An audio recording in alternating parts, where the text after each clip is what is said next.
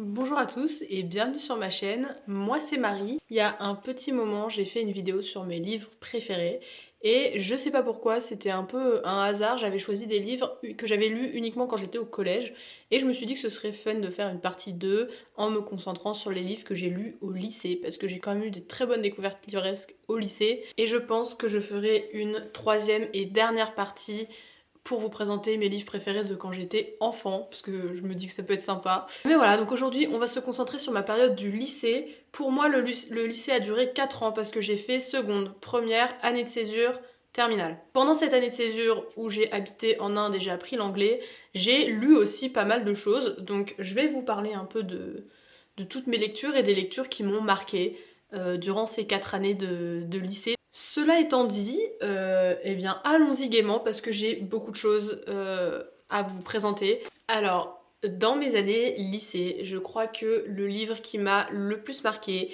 c'est J'ai avalé un arc-en-ciel de Erwan J. Ce livre est sorti en 2017. Ça veut dire que depuis 2017, les gens en parlent. Depuis 2017, il est dans mon cœur et c'est un livre que peu de monde a apprécié.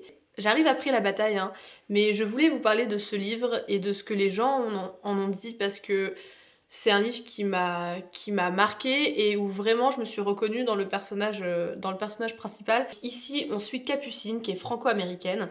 Elle est dans une école catholique privée. Capucine, pendant sa dernière année, son année de terminale, elle décide d'écrire un blog en français pour pas que ses amis américains puissent le lire et un blog où elle pourrait raconter un peu sa vie. Elle active pas les notifications parce qu'elle veut pas savoir qui va lire son blog, peut-être personne, peut-être plein de monde. Elle veut juste un endroit où elle peut parler d'elle. Et cette année-là, donc Capucine va nous parler de beaucoup de choses et ça nous fait un portrait très sympa de la vie écolière aux États-Unis. Mais surtout, cette année-là, il y a une nouvelle qui arrive dans la classe de Capucine. Et petit à petit, elle va se rendre compte qu'elle est en train de tomber amoureuse de cette fille qui s'appelle Hayden. Capucine n'a jamais été attirée par les filles auparavant. Sa dernière relation, c'était avec un garçon qu'elle a beaucoup aimé et qui a déménagé dans un autre état. C'est un peu compliqué, elle navigue un peu ses émotions et ce qu'elle ressent envers cette fille. Elle sait pas trop dans quel cas se mettre parce que elle est sûre de pas vraiment être attirée par les filles. Ce qui a été pas mal critiqué par plusieurs créateurs de contenu, c'est un peu la misogynie slash sexisme slash apologie du harcèlement qui est mise en avant dans ce livre. Et honnêtement, je comprends, je le mets dans un coin de ma tête et c'est une critique que j'entends parfaitement. Parce qu'il y a des commentaires qui peut-être ont pu heurter la sensibilité de certains. C'était pas du tout mon cas, ça m'avait pas choqué quand je l'avais lu. Je l'ai relu il y a pas longtemps parce que je le relis souvent et ça m'a pas choqué non plus. Mais c'est un point de vue que je comprends. Maintenant, une deuxième chose qui avait été critiquée, c'est le fait que l'auteur veuille écrire un roman avec un personnage principal LGBT et qu'il refuse de donner une sexualité en fait à ce personnage principal, le personnage de Capucine. Et ça, c'est quelque chose qui m'avait choquée. La sexualité, c'est un spectre qui ne se limite pas à bisexuel ou lesbienne. Il y a plein de choses entre les deux. Et à l'époque, quand moi j'ai lu ce livre, je me suis dit mais en fait ça a tout à fait du sens de tomber amoureux de quelqu'un et pas d'un genre. Et Capucine, elle se met dans aucune case, pas par souci de se dire que je suis pas comme le reste du monde, nanana. C'est juste qu'elle ne connaît pas le nom de cette case qui peut-être existe pour elle ou peut-être pas. Elle a pas envie de se mettre dedans, en fait elle en a rien à faire. Elle met juste les faits, voilà, elle a jamais été amoureuse d'une fille avant, elle a jamais été attirée par les filles, elle n'est pas attirée par les filles, et pourtant il y a cette fille-là dont elle tombe amoureuse, hein, vraiment. C'est un portrait qu'on ne voit pas souvent. La plupart des livres que j'ai vus qui parlent de sexualité et qui parlent de gens qui se cherchent, c'est des gens qui sont homosexuels, des gens qui sont bisexuels. J'ai jamais vu de représentation et jamais lu de représentation de la pansexualité dans aucun livre que j'ai lu, qui pourtant sont des livres LGBT.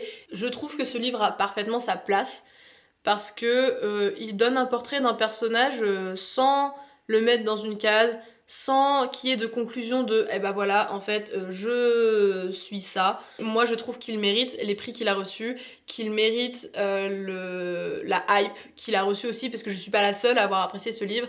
Et outre le fait que ça parle de sexualité et que c'est un livre important, c'était un livre tellement bonne vibe, tellement bon feeling, que en fait ça peut que nous faire sourire quand on le lit. Donc voilà, je continuerai à parler de ce livre et d'à quel point il est important pour la communauté LGBT, parce que je ne comprends pas les gens qui n'ont pas compris le personnage de Capucine.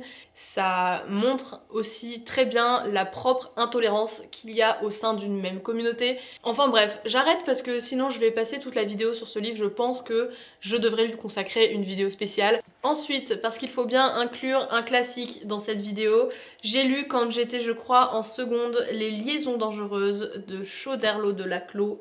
C'est un récit épistolaire. Ici, on suit une comtesse qui s'appelle la comtesse de Merteuil. Et la comtesse de Merteuil, elle est veuve et c'est très bien comme ça, parce que comme ça, elle peut avoir un maximum d'amants sans jamais se remarier. Et un jour, elle a un amant comme ça, et puis après, voilà, ils font leur vie, ils sont plus amants. Et cet amant s'apprête à se marier avec une toute jeune fille qui sort du couvent qui s'appelle Cécile. Elle a 15 ans. Cet homme est quand même bien plus âgé qu'elle, mais bon, à l'époque, c'est pas très grave. Et la marquise de Merteuil va être extrêmement jalouse de ce futur mariage entre son ancien amant et cette toute jeune fille, et elle va contacter un de ses autres amants qui s'appelle le vicomte de Valmont, qui est connu pour être libertin, pour enchaîner les conquêtes. Elle va lui demander de ruiner la réputation de Cécile de Volanges. Voilà, donc c'est une histoire de vengeance pour absolument rien du tout, parce que contrairement au Comte de Monte Cristo par exemple, tous les personnages attaqués dans ce livre sont innocents. En tout cas, Cécile de Volanges et tous les personnages qui servent de pions à la marquise de Merteuil, ce sont des personnages qui n'ont rien demandé à personne. Donc c'est un livre horrible sur tous les vices possibles et imaginables humains. C'est très drôle, c'est aussi terrible à lire.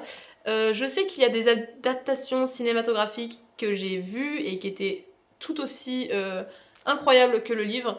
J'aime pas spécialement les classiques, mais ce classique-là, c'est un classique que vraiment je lis, je relis, je re-relis parce que je l'adore en fait. C'était tellement simple à lire, déjà le format épistolaire, c'est un format que j'aime beaucoup. Et cette histoire, même si elle est satirique, absurde, horrible et tout ce qu'on veut, bah, ça reste une histoire qui est quand même qui nous tient en haleine tout le long.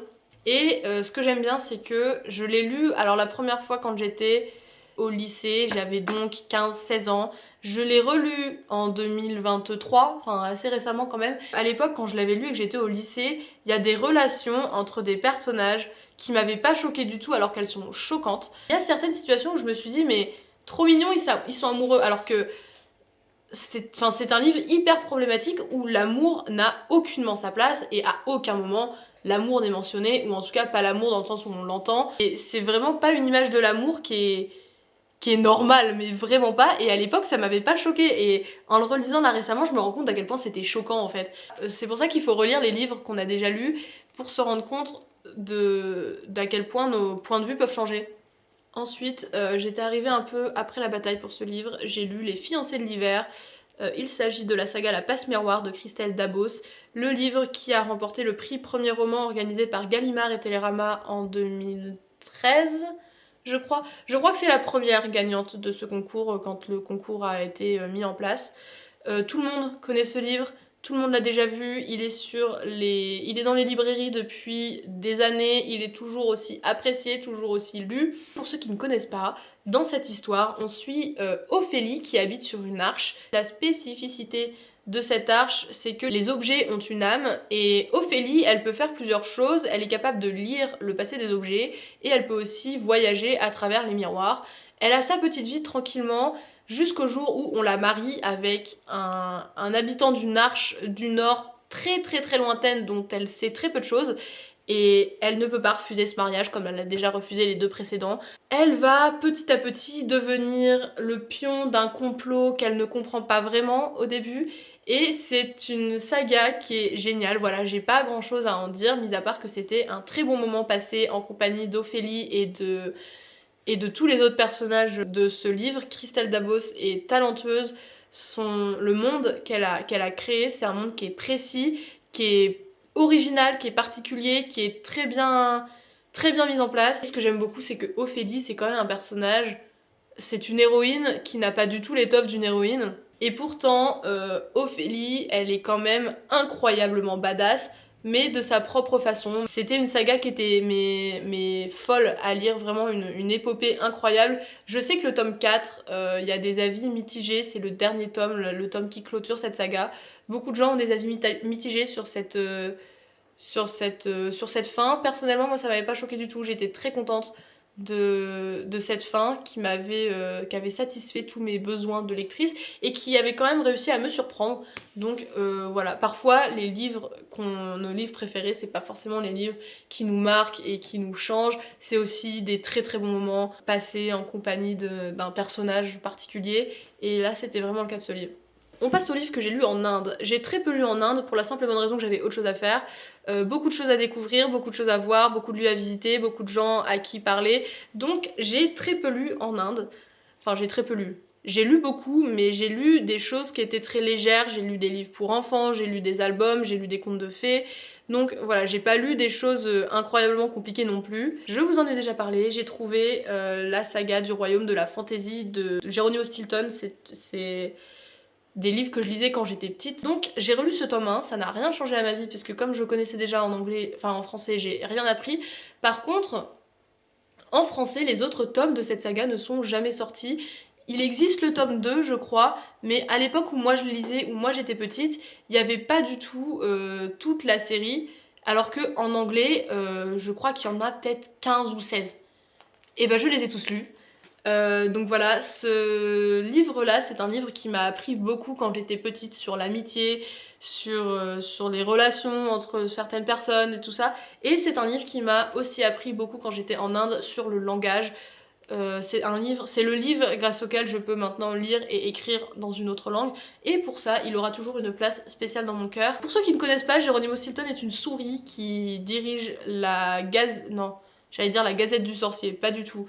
L'Écho du Rongeur, qui est un journal, et il lui arrive tout un tas d'aventures folles. Vous avez plusieurs collections de Geronimo Stilton. Il y a les voyages dans le temps, il y a les royaumes de la fantaisie, il y a les petites histoires toutes simples qui sont pas vraiment part d'une série. Il y en a plein des Geronimo Stilton. Vous avez l'embarras du choix, c'est aussi pour ça que quand j'étais là-bas j'avais choisi, parce que je m'étais dit ça va être simple, j'aurai ma saga, j'aurai pas besoin de retrouver quelque chose à lire à chaque fois. Et donc le royaume de la fantaisie, c'était génial, je les adore. Si jamais il y a un feu dans ma maison un jour, je crois que c'est cette saga que je vais sauver, vraiment. Comme je les ai achetés en Inde déjà, ils sont un peu spéciaux dans mon cœur, et en plus de ça, c'est vraiment une saga qui est chère à mon cœur depuis l'enfance. Donc retrouver ça quand j'étais au lycée, c'était très sympathique. Et c'était ma saga, enfin c'était mon livre préféré quand j'étais petite, et j'étais tellement contente de pouvoir enfin lire la suite. Toujours en Inde, quand j'en ai eu fini avec les Geronimo Stilton, j'ai lu Le Pays des Contes de Chris Colfer. Je crois l'avoir déjà mentionné avant, mais Chris Colfer est aussi un acteur qui joue dans Glee. Pardon, mais incroyable.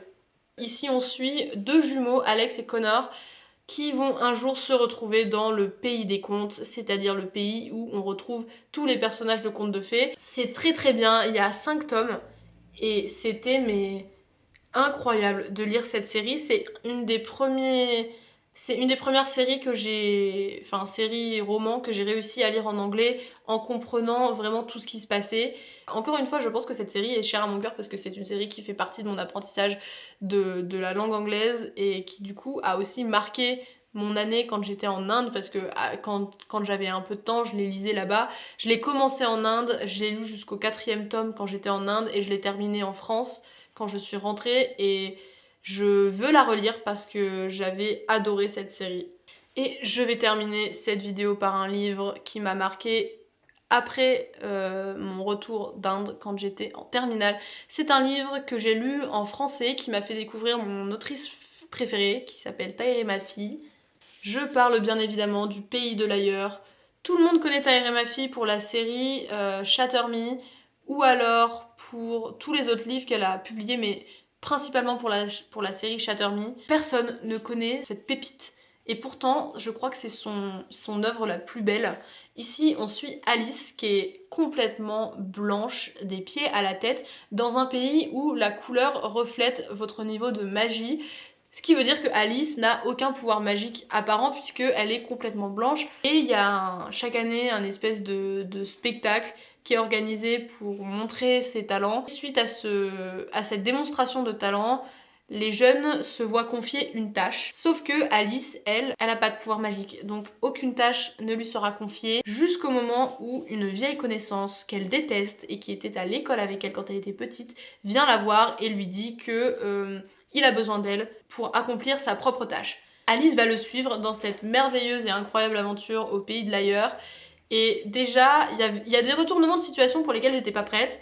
Et je n'ai absolument rien vu venir avec ce livre, donc c'était très sympathique. Je l'ai lu en français et quand j'ai vu que c'était une traduction, je me suis dit je vais le lire en anglais pour voir et j'ai rien compris. L'anglais était tellement difficile que j'ai véritablement rien compris même si je l'avais lu en français avant. Donc j'ai gardé ce livre dans un coin de ma tête, il m'a servi de livre mesure pour mesurer mes progrès en anglais et Taïri ma fille est devenue mon autrice mesure parce que elle écrit de façon très soutenue en anglais, elle a un style d'écriture qui est très particulier et si vous avez uniquement une connaissance de langue orale, vous ne serez pas capable de lire ces livres. Le pays de l'ailleurs, c'est un livre qui est génial. Il y a un deuxième tome qui n'est pas vraiment utile, je trouve que le tome 1 se suffit à lui-même, mais il se lit aussi et il est tout aussi beau, mais celui-ci, il a vraiment marqué mon année de terminale. Voilà pour mes livres préférés du lycée, j'espère que cette vidéo vous a plu. On se retrouve bientôt pour l'exacte même vidéo, mais de mes livres préférés de la primaire, parce que j'en ai pas mal. Moi je vous dis à plus tard, et bonne lecture à vous, si jamais je vous ai convaincu de lire certains de ces livres, je l'espère. Bye.